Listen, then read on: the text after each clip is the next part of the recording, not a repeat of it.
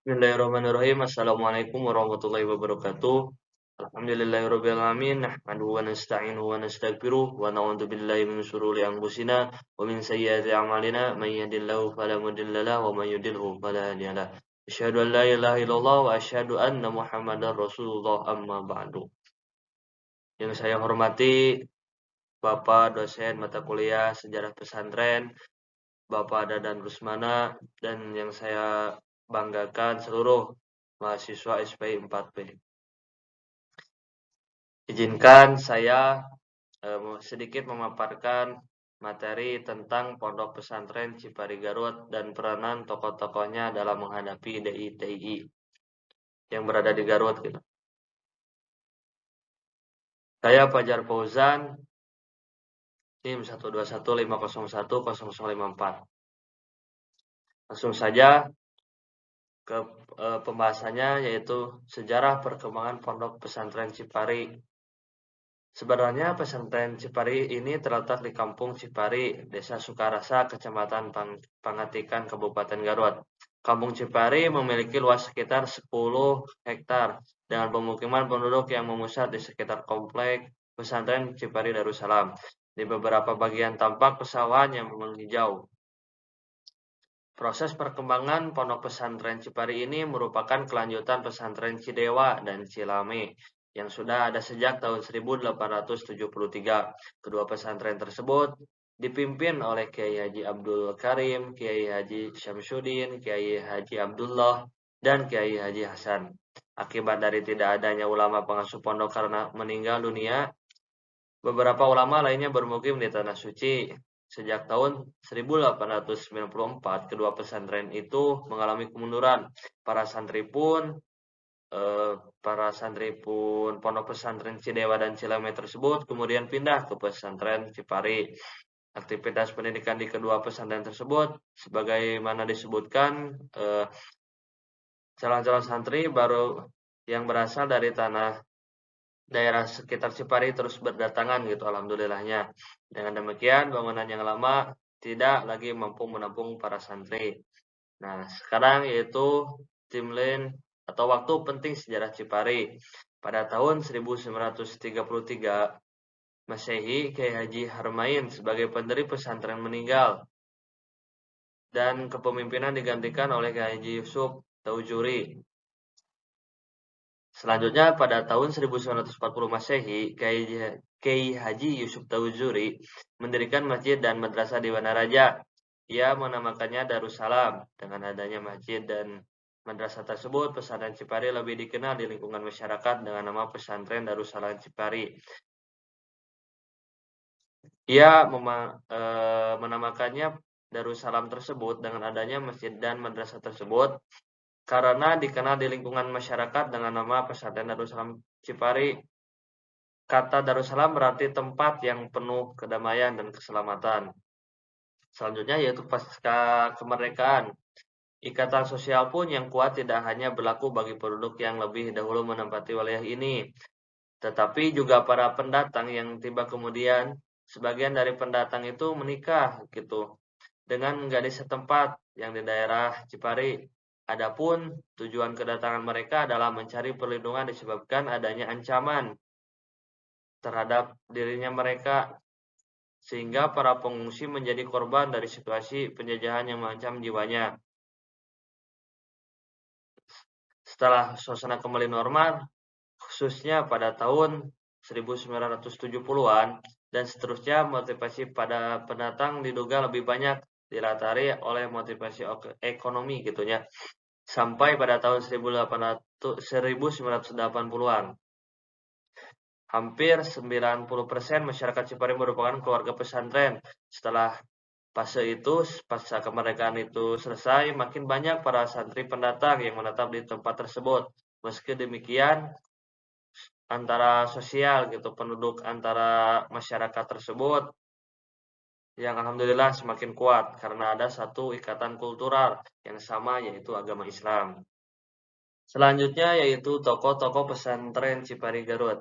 Sedikit di-spill gitu, bahwa anak-anak Cipari atau pondok pesantren Cipari Garut ini yang percaya keturunan kian santang gitu, mempunyai ciri yang tidak ada duanya, yaitu tanda merah di mata yang membuat mereka gagah serta berani dalam memimpin pergerakan Islam untuk memperjuangkan gitu, untuk membela agama Islam. Selanjutnya yaitu masa era Syamsuddin. Bahwa Syamsuddin ini melakukan pengabdiannya hanya di Madrasah Cipari, dibantu oleh dua anaknya yang bernama Jerod dan Harmain. Anak laki-lakinya yang lebih tua diutus dalam suatu aktivitas dakwah untuk memberikan pengajaran di berbagai tempat yang berbeda di Jawa Barat gitu. Anak laki-lakinya Syamsuddin yang sulung Hasan tidak pernah menjadi ulama tetapi membantu saudara laki-lakinya yang lebih muda dalam kegiatan di Cipari secara finansial. Jadi Hasan mah gitu membantu kedua adiknya Jerod dan Harmain gitu. Hasan mah jadi pendidikannya gitu ditanggung seperti finansialnya gitu. Pada tahun selanjutnya dia membuka pesantren di Kampung Cipari, Babakan Seta, walaupun keluarga ini lumayan kaya gitu. Pesantren ini berlangsung lama karena kurangnya guru-guru yang berwibawa. Madrasah ini ditutup pada akhirnya pada tahun 1930-an. Selanjutnya yaitu masa keluarga Komarudin. Nah, masa keluarga Komarudin ini eh, berangkat gitu. Awalnya ke Tegal Gede, beberapa kilometer selatan di Cipari. Namun tidak banyak memperoleh keberhasilan sebab minimnya kekayaan yang dibutuhkan untuk mengelola suatu pesantren.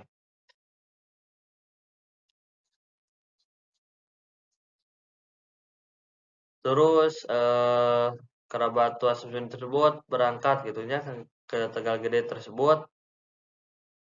Kerabat pria Samsudin yang lain Abu Kaim berangkat ke Cidewa dan menikah dengan Rewi, sukses menciptakan beberapa ulama yang berhasil di daerah di daerah yang dituju gitu di daerah Garut. Selanjutnya yaitu masa Harmain. Nah, masa awalnya yaitu Harmain menjadi seorang pemimpin politik gitu kan dari pergolakan politik Syarikat Islam di Garut. Semakin lama bahkan menjadi buronan Belanda dan akhirnya gitu Harmain ini dipenjara. Nah, setelah keluar di penjara, Harmain mengorganisir lagi gitu kembali PSII, Partai Serikat Islam Indonesia, serta menyusun safari dakwah dengan ulama-ulama setempat ke daerah terpencil. Namun gerakan yang dinamakan Akibat ini terhambat sebab menurunnya kekuatan partai dan menyusutnya gerakan pembaharuan agama Islam gitu. Selanjutnya tahun 1925, Masehi Haramain membangun pesantren pertamanya serta menambahkan 3 asrama putra dan mengirimkan 2 anak laki-lakinya ke Mekah. Tradisi-tradisi lain yang berasal dari keluarga Harmain merupakan tradisi gitu, tradisi dari sejak nenek moyangnya, yaitu menyumbangkan makanan pada tamu yang datang ke rumah pada hari-hari tertentu dan memberikan suguhan besar untuk umum di hari Lebaran. Harmain dicintai serta pada waktu yang sama dipandang hormat serta dikagumi gitu. Keturunannya juga mencoba mengikuti tradisi ini sebagai perlindungan masyarakat serta penyelenggara agama. Selanjutnya yaitu peranan pesantren Cipari dan para tokohnya dalam menghadapi DITII. Setelah pesantren Cipari dikenal gitu kan, tadi alhamdulillahnya sudah maju, eksistensi pesantren terganggu oleh analisir gitu pergerakan dari luar. Seperti bahwa Kartosuwiryo itu apa beranggapan gitu bahwa seluruh wilayah Jawa Barat merupakan wilayah de facto NII. Mula-mula basisnya di Cisayong, Tasikmalaya. Kemudian pindah ke Gunung Cupu, Ciamis dengan alasan posisinya yang lebih strategis. Pada tanggal 17 Februari 1948 berlangsung pertempuran hebat antara pasukan TII dengan Belanda di Gunung Cupu. Momen tersebut diabadikan menjadi hari angkatan perang DI-TII.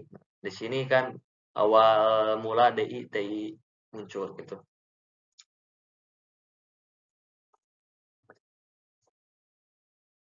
Akibat agresi militer Belanda kedua gitu, ibu kota Republik Indonesia di Yogyakarta jatuh. Divisi Siliwangi dan Laskar Darussalam melakukan long march kembali ke Jawa Barat. Kartosoewirjo menuduh kedua pengikut PKI Madiun. Mereka menghadapi situasi sulit. Selain harus berperang dengan Belanda, mereka berhadapan pula dengan gerombolan DITI tersebut.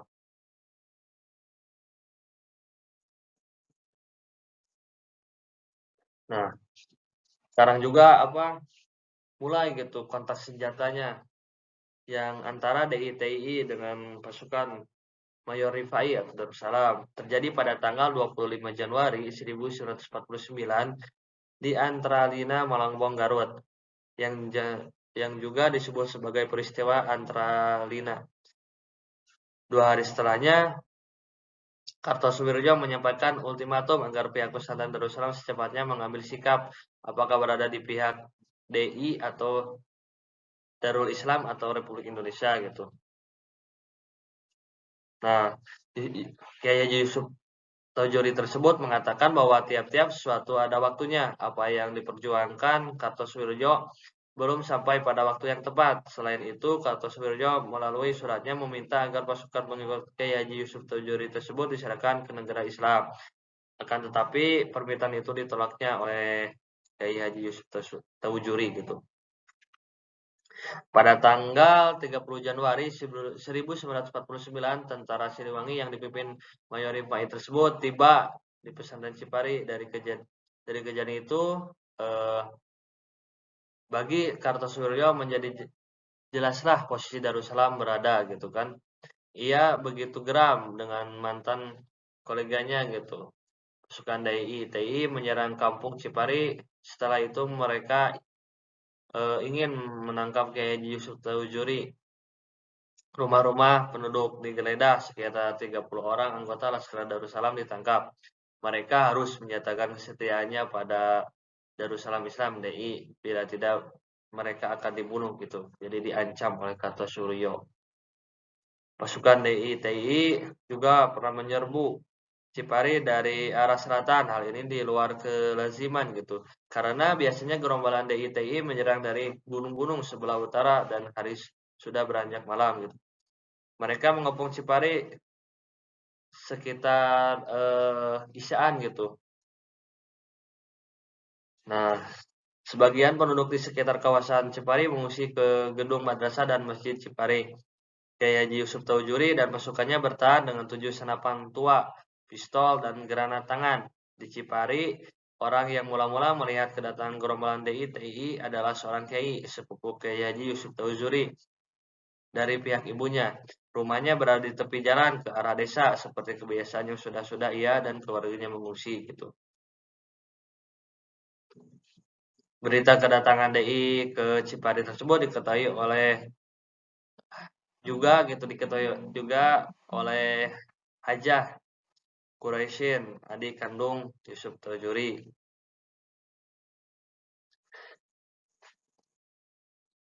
Nah, Kiai Haji Yusuf Taujuri memimpin langsung gitu perlawanan masyarakat Cipari dari menara masjid. Ia melepaskan granat ke arah pasukan TII yang mengepung masjid. Dalam kobaran api yang menghanguskan rumah-rumah.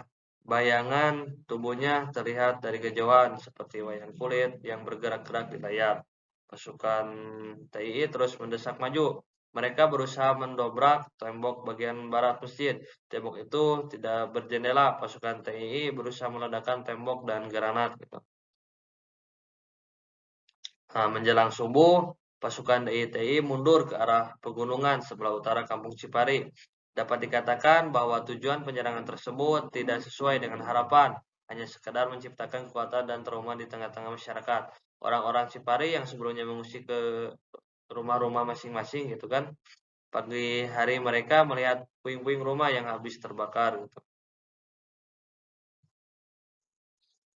Sekitar 1.500 pasukan DITI dengan persenjataan lengkap menyerang dari 3 posisi, yaitu sebelah utara, daerah pesawahan, sebelah timur kampung Situ Saeur, dan sebelah jalan perkampungan desa Cimaragas, yang memiliki akses langsung menuju Cipari.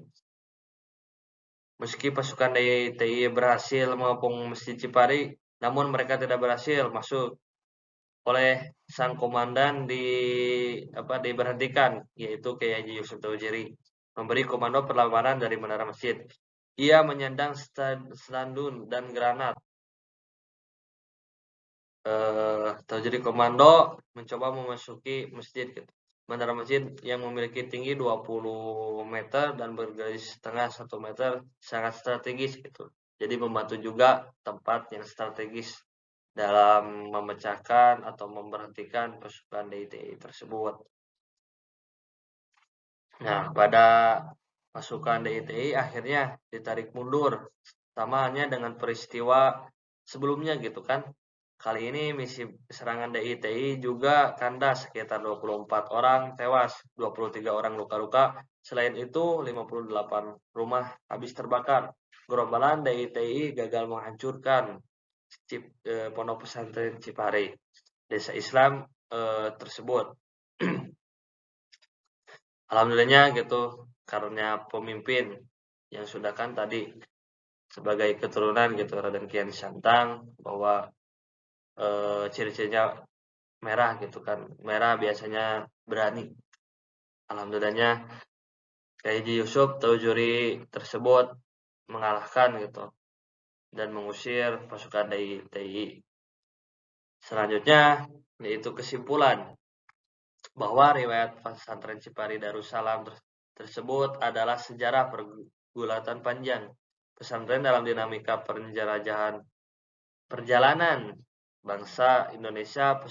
Pesantren sebagai subkultur kebudayaan telah berperan terhadap perkembangan zaman. Dalam konteks ini, pesantren bukan hanya dibentuk, tetapi memberi warna bagi pencarian identitas kebangsaan.